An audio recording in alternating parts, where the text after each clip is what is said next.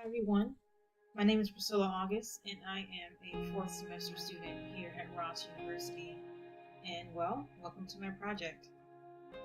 When I started visualizing exactly how I would do this, I think the first thing that I started thinking about is really what it takes to put something like this together. And I don't mean this project, I mean a clinic. And so I think one of the first things I did was that I started writing down as many words that I can think of that describes this moment. And some of the words that came to mind were collaboration, unity, togetherness, a willingness to listen. And I say that because, sometimes you might have an idea about how to do something, sometimes you get there and your ideas don't work out. And so, someone might have a better idea. So, it goes along with this idea of collaboration and unity that be willing to hear what others have to say. Because at the end of the day, we're not here for, ourselves, and we're not even here for each other. We're here for our patients. So it's just so important that we get together and are on one page. And on that vein, I think it's also so important for us to be able to be bold enough to speak up when we have an idea to make something more efficient. And I think the other thing is, that's what it takes to essentially to set something up, but I think it also takes a heart of love for the people you're about to serve, and to really think about how can you make them feel comfortable, and how can you care for them. So that was some other words that I thought of, was caring and patience, and all of us being one accord to solve one essential issue, and that pretty much is patient care. Nobody wants to be sick. I don't like being sick. I'm pretty sure no med school student wants to be sick, because when you're sick, you can't do whatever it is that you were doing. Life already is hard enough as it is, without having to worry about your body not being able to function the way you would want it to. So I have a real appreciation for the unity that is required to put something like this together. And I definitely thoroughly enjoy it, especially being someone who's interested in international health, who's interested in, more specifically, disaster relief health. I can only imagine getting on the ground floor and it being just really loud and, crazy, and just trying to get things together and trying to make the best out of space that was not originally made for what you're trying to do, but you take it and you make it into something that can function to meet the needs of the people. And so I definitely love that about these experiences that we have. But what I want to do actually is I want to step into the lives of two students who I managed to interview. One's a first semester student and the other is a fourth semester student, and I wanted to get their opinions about their experience with these clinics. So at that, I'm just gonna go right into the interview.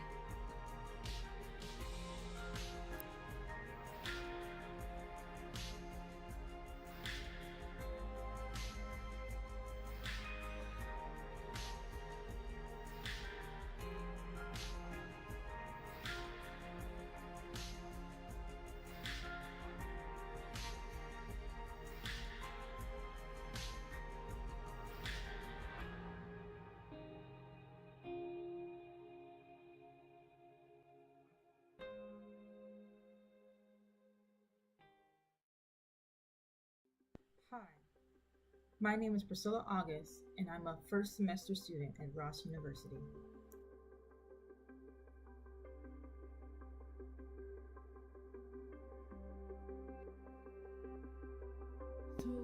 what did it feel like to work my first clinic? It was definitely very weird. I guess when you think about what it was like when I was in nursing school, my experience, it was definitely very different because you started off with a dummy practice, and it was quiet. You did it in a nice, quietly controlled environment, and then you went and you did your rotations. And you did your rotations in a hospital, and again, it was nice and quiet. I mean, other than the beeping noises you get from machines and that you hear while you're, from all the things that the patients are connected to, you don't really hear anything. You just go in there, you kind of do what you need to do. Your instructor might come in there and, watch over you and be like, hey, make sure you're doing this right and this kind of stuff. But here things are very different.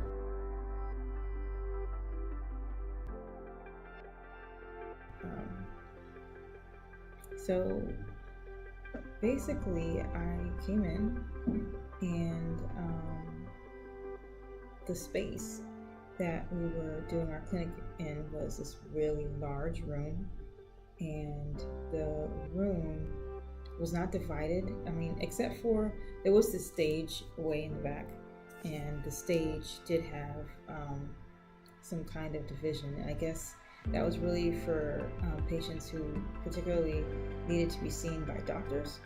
Because we're not doctors yet, so we kind of do the fundamental stuff.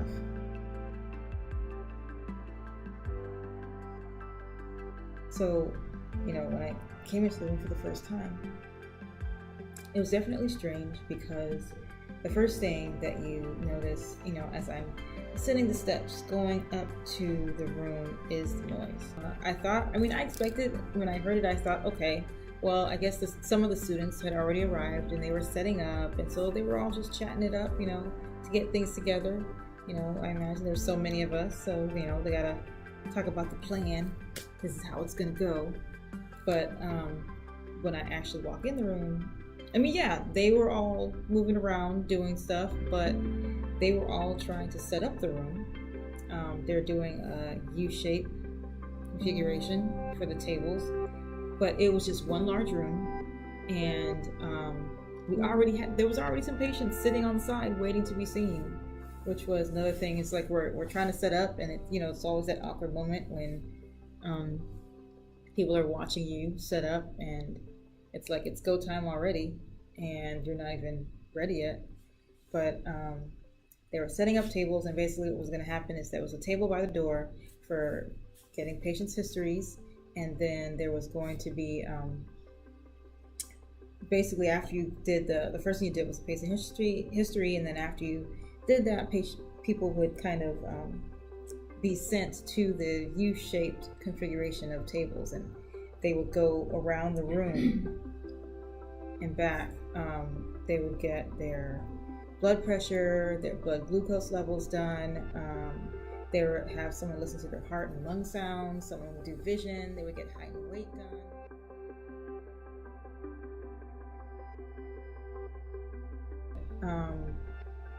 So I decided, this week I'm supposed to be doing another assignment for school on doing medical history. So I thought, let me start off by sitting at the medical history table so I can get kind of used to this.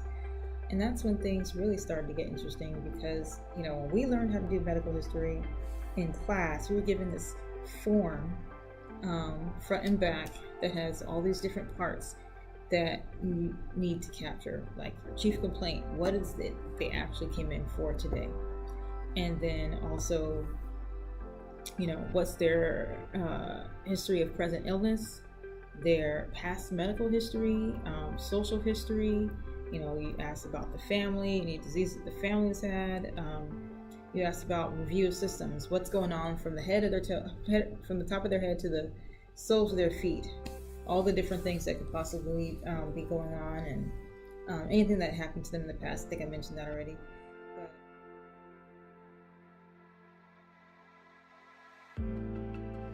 We get there, and someone apparently dropped the ball, and that form was not available. And the form we did have available didn't have all the sections. It didn't have the review of systems. So the original form has everything pretty much broken down so that you won't forget anything. But the form they had, it only had like demographics, a few things about social history, like smoking and things like that.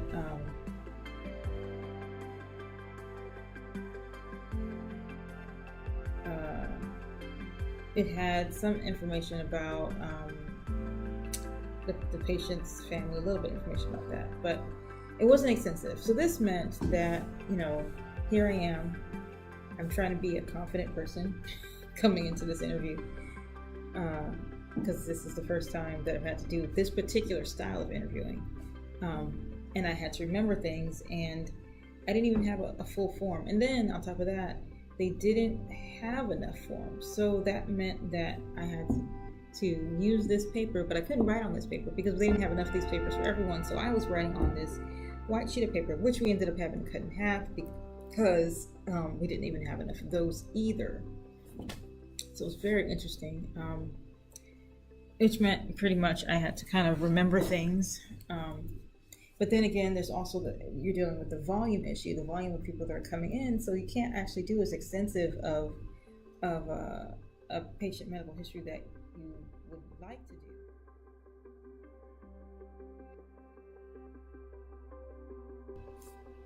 When the patient said, "I'm here for XYZ," I had to do a medical history that could capture everything relevant for XYZ. And so it still meant you had to remember everything that you just recently taught. And so it was, if you take that and then you take into account the fact that it remained loud for the entire time I was there. So you're kind of like up in the patient's face trying to say, "I'm sorry, you're taking what medications? And which knee? Which knee did you say was fractured? But you're not in pain." On a scale of 1 to 10, with 10 being the worst pain. So, basically it was like.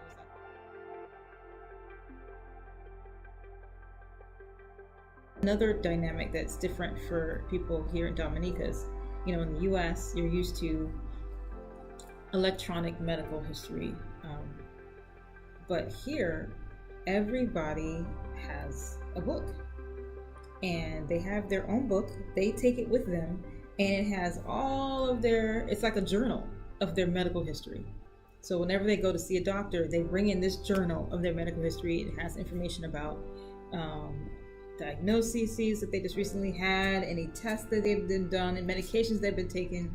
So, which is actually kind of helpful because sometimes I'd be interacting with the patient. They show me the book. I'm flipping.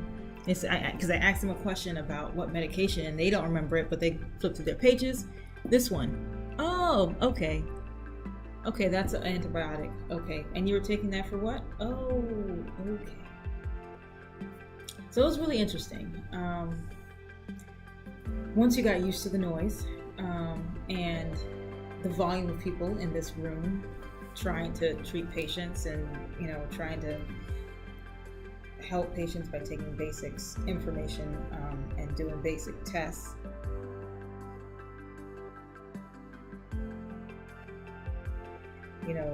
I think it was definitely a worthwhile experience, especially for someone like me who's going into disaster relief, because it's not going to be like a quiet hospital. You're going to have to be creative. Someone is going to drop the ball. I don't know who it is. Someone in the future is going to drop the ball on something that we were supposed to have on site. And we're going to have to figure out how to make it work when you don't have it. So, I don't know. That was my first experience. I also, I should mention, I also got to rotate to the heart and lung station. Didn't hear anything out of ordinary. I know it's a weird thing to say. You don't want your patients to be sick. But when you're learning, it's kind of like the only way you learn is if your patients are sick. Only way you learn what abnormal is if the patients are sick. But anyway, the people that I saw were healthy. I can't complain about that. It's a good thing. So that's my first experience.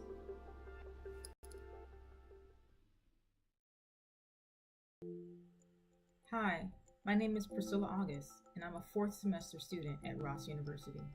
Hi. So this is fourth semester me.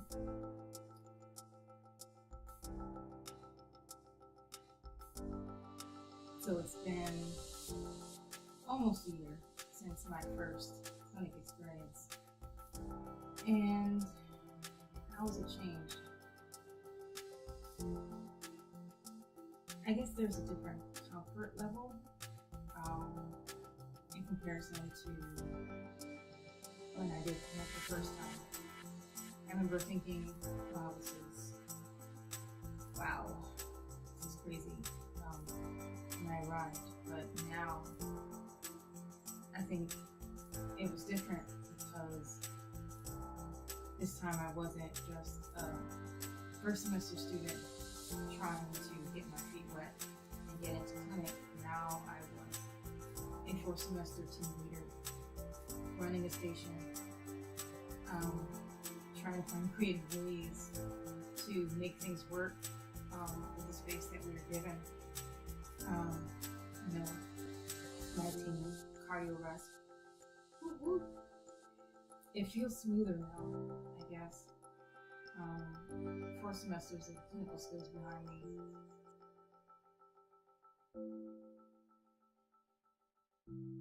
I'm not just doing it, I'm teaching it. I'm showing other students how to do it. Giving them tips, guiding people. It's like you kind of grow your own wings, and you start to learn how to do things for yourself, how to figure things out for yourself.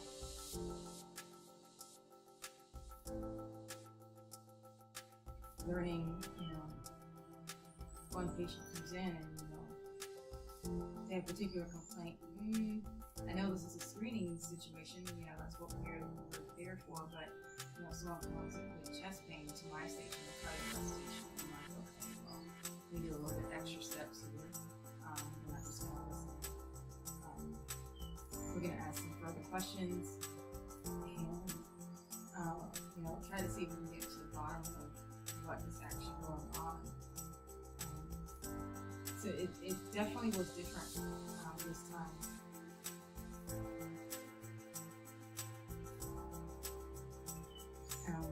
I was actually also clinically doing the third semester for the cardio rest station as well. It was the first time team leader. I still felt like I was getting my feet wet. Still trying to figure out,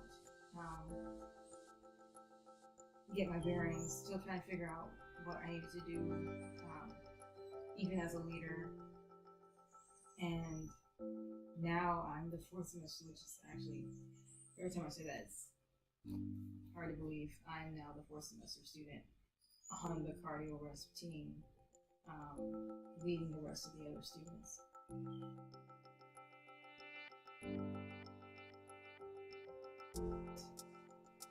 I feel like when you start, you're concerned about getting it right.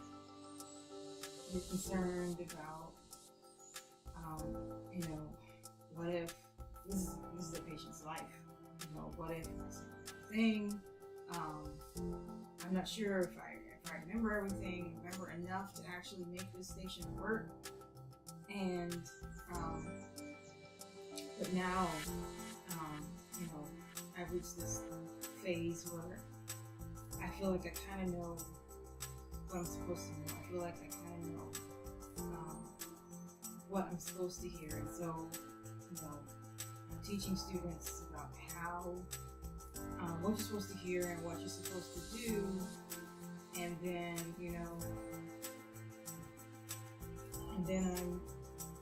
I'm guiding patients to the station. So I'm not even thinking anymore about, oh my gosh, what if I hear things wrong? I know what I'm supposed to hear.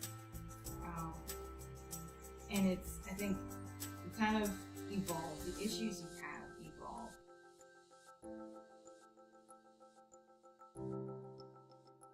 it becomes more about, especially in the capacity that we work in, especially you're turning what's used to be a church into a clinic.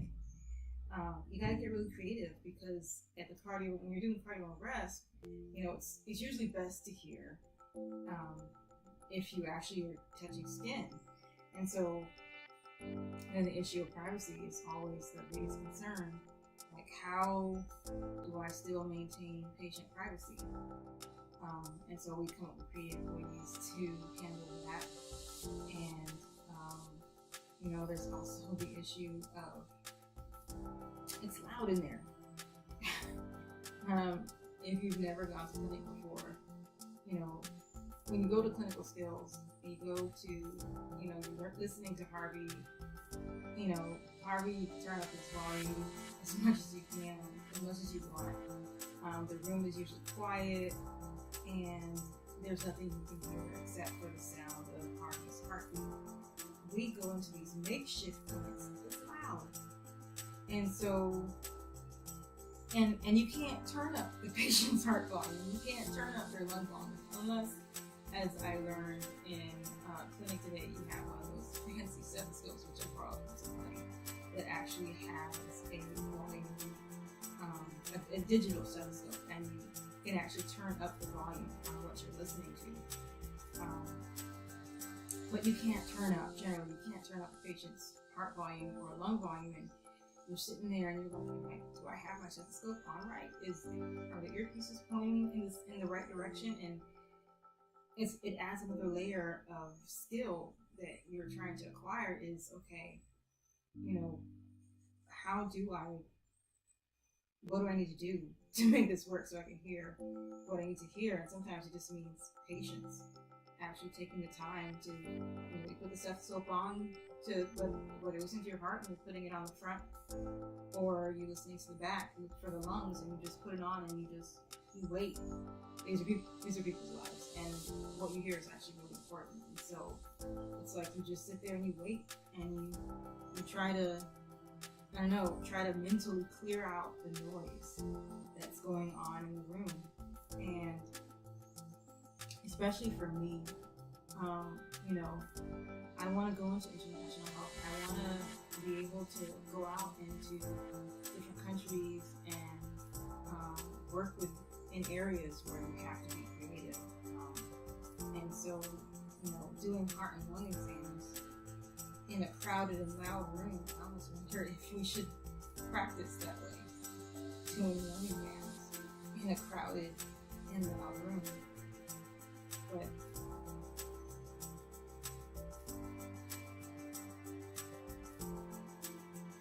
it definitely was,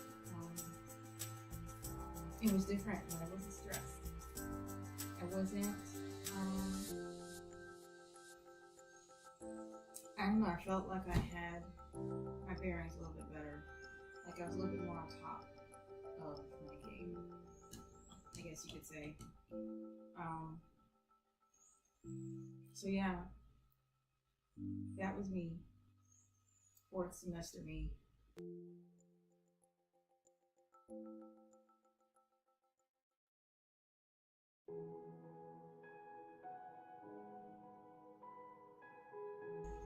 If I was to say something to 1st semester me, I would say,